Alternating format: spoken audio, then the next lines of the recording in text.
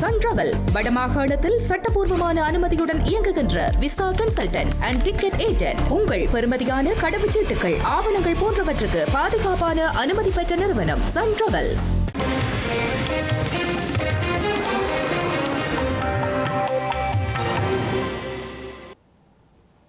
வணக்கம். இது ஐபிசி தமிழின் காலை நேர பிரதான செய்திகள். முதலில் தலைப்புச் செய்திகள். கடந்த ஆட்சியில் தவறுகள் ஏற்பட்டிருக்கலாம், உண்மையை ஏற்றுக்கொண்ட நாவல். அமெரிக்காவின் கோரிக்கையை புறக்கணித்து இலங்கை 240 ஈரானிய கடற்படையினர் சொந்த நாட்டிற்கு அனுப்பி வைப்பு.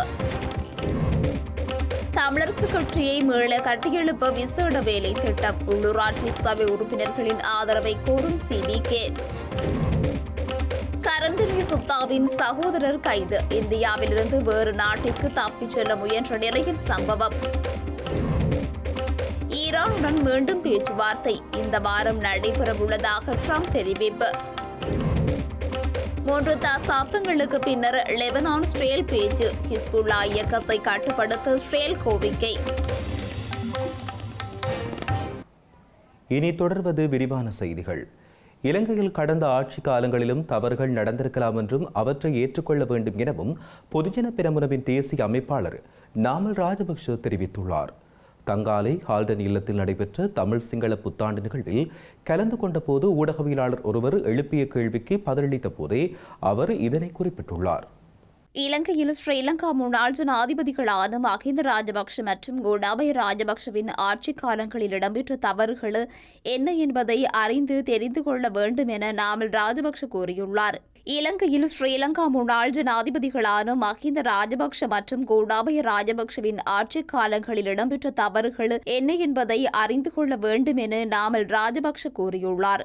முதலில் நடக்கும் தவறுகளை தெரிந்து வைத்திருக்க வேண்டும் என்றும் அந்த தவறுகளை திருத்திக் கொண்டு முன்னோக்கி செல்வதே சிறந்தது எனவும் கூறினார். தவறுகள் யாருக்கும் நடக்கலாம், அதான் மனித இயல்பு என்று கூறிய நாமல் ராஜபக்ஷ எதிர்காலத்தில் ஒரு நாடாகவும் அதன் குடிமக்களாக நாம் முன்னோக்கி செல்ல வேண்டும் எனவும் குறிப்பிட்டுள்ளார்.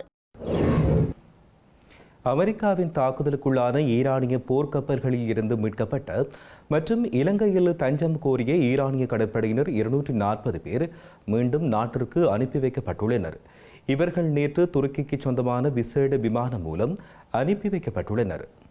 ஈரான் மீதான தாக்குதல்களை அமெரிக்கா மற்றும் இஸ்ரேல் இணைந்து மேற்கொண்ட நிலையில் இலங்கை கடற்பரப்புக்கு அண்மையில் பயணித்த ஈரானிய போர்க்கப்பலான எரிஸ்டெனா அமெரிக்காவின் தாக்குதலால் அழிக்கப்பட்டது. அதில் பயணித்த 70க்கும் மேற்பட்ட ஈரானிய கடற்படை வீரர்கள் உயிரிழந்த நிலையில் 32 பேர் மீட்கப்பட்டனர்.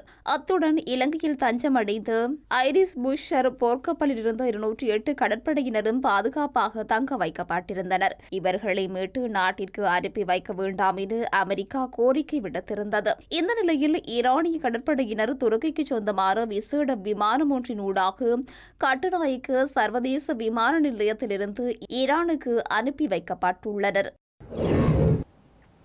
இலங்கை தமிழரசு கட்சியை மீள கட்டியெழுப்பும் பணியை உள்ளூராட்சி மன்ற உறுப்பினர்கள் திறம்பட முன்னெடுத்து வருவதாக தமிழரசு கட்சியின் பதில் தலைவர் CVK சிவஞானம் தெரிவித்துள்ளார். இலங்கை தமிழரசு கட்சியின் மக்கள் தொடர்பாடல் அலுவலகத்தை நேற்று உடுவில் பகுதியில் திறந்து வைக்கும் நிகழ்வில் அவர் கலந்து கொண்டு இதனை கூறியுள்ளார்.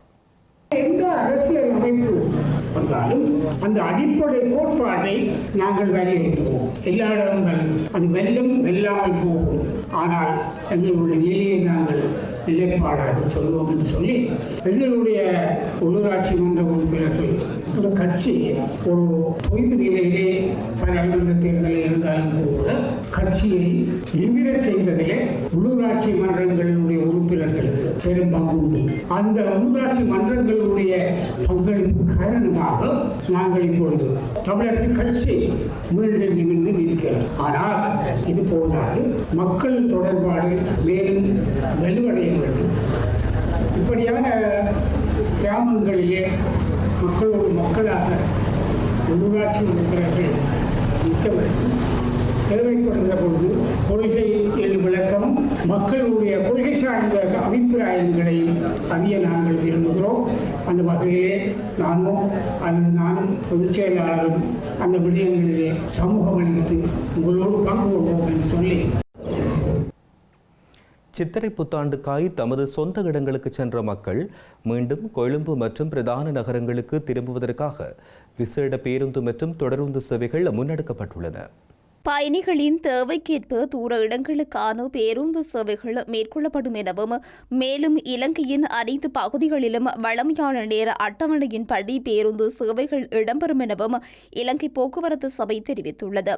பண்டிகை முடிந்து மக்கள் மீண்டும் கொழும்பு மற்றும் நகரங்களுக்கு திரும்புவதற்காக ஏப்ரல் 16ஆம் தேதி முதல் 21ஆம் தேதி வரை விசேட பேருந்துகள் நாடு முழுவதும் சேவையில் ஈடுபடுத்தப்படவுள்ளதாக தெரிவிக்கப்பட்டுள்ளது.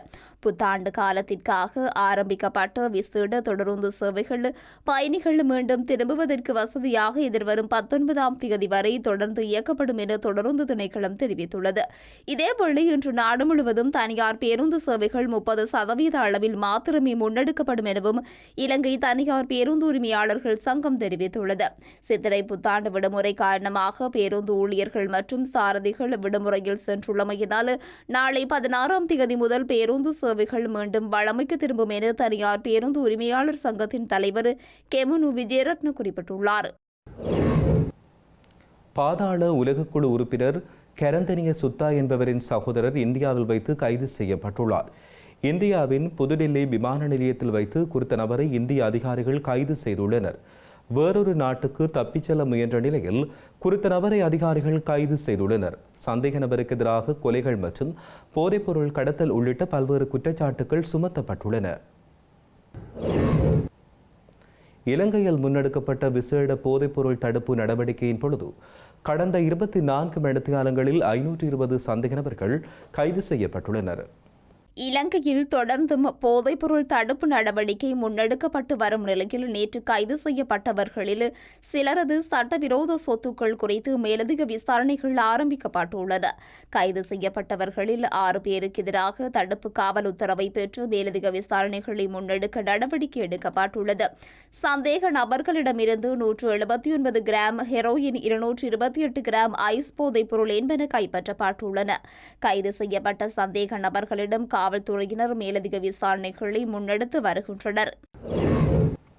திருகோணமலை சேரனுவர சோமாவதி வனத்தினூடாக பாயும் மகாவலி கங்கையில் நீராடச் சென்றிருந்த ஒரே குடும்பத்தைச் சேர்ந்த 3 சகோதரர்கள் நீரில் மூழ்கி காணாமல் போயுள்ளனர்.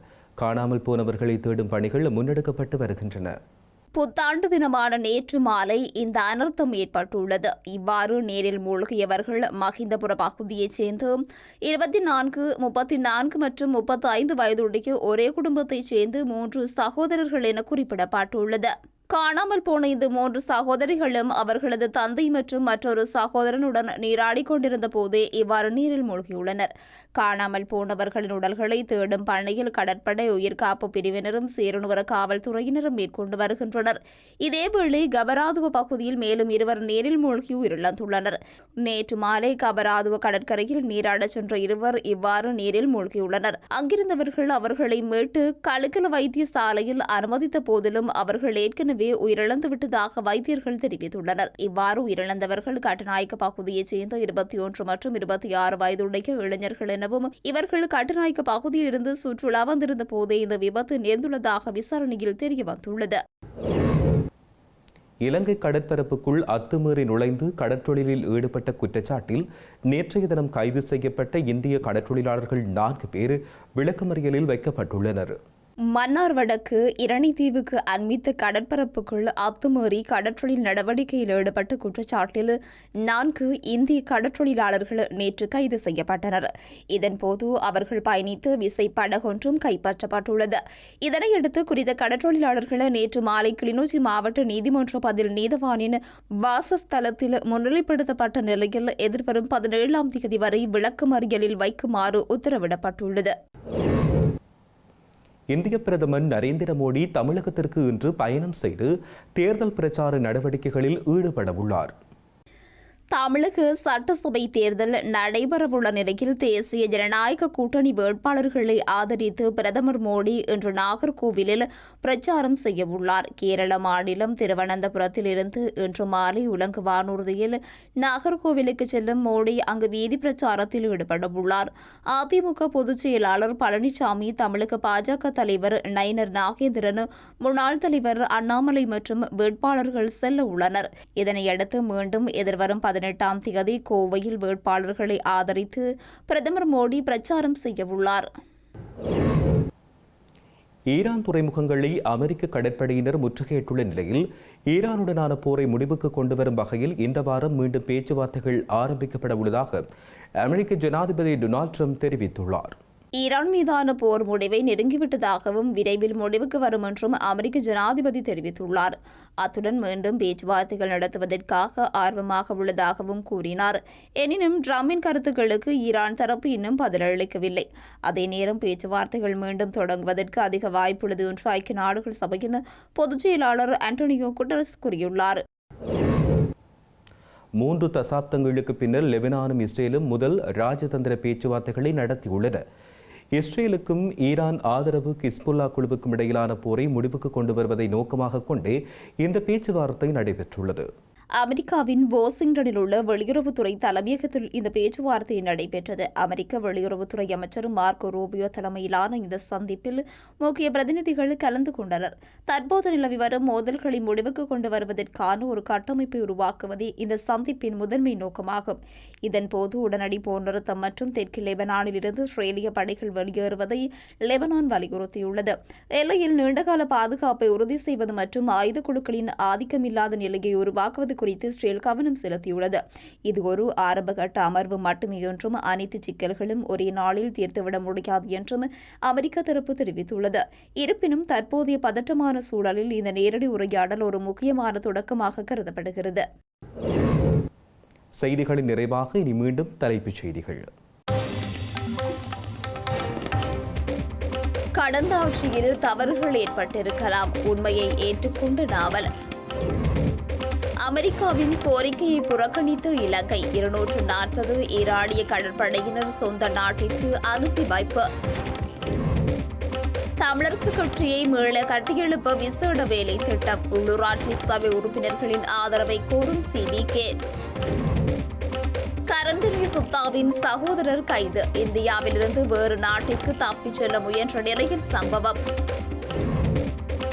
ஈரானுடன் மீண்டும் பேச்சுவார்த்தை இந்த வாரம் நடைபெறவுள்ளதாக ட்ரம்ப் தெரிவிப்பு. 3 தசாப்தங்களுக்கு பின்னர் லெபனான் இஸ்ரேல் பேச்சு, ஹிஸ்புல்லா இயக்கத்தை கட்டுப்படுத்த இஸ்ரேல் கோரிக்கை. இத்துடன் ஐபிசி தமிழின் காலை நேர பிரதான செய்திகள் நிறைவடைகின்றன. உடனுக்குடன் நீங்கள் செய்திகளை அறிந்து கொள்ள ibctamil.com என்ற எமது இணையதளத்தை பார்வையிடுங்கள். வணக்கம்.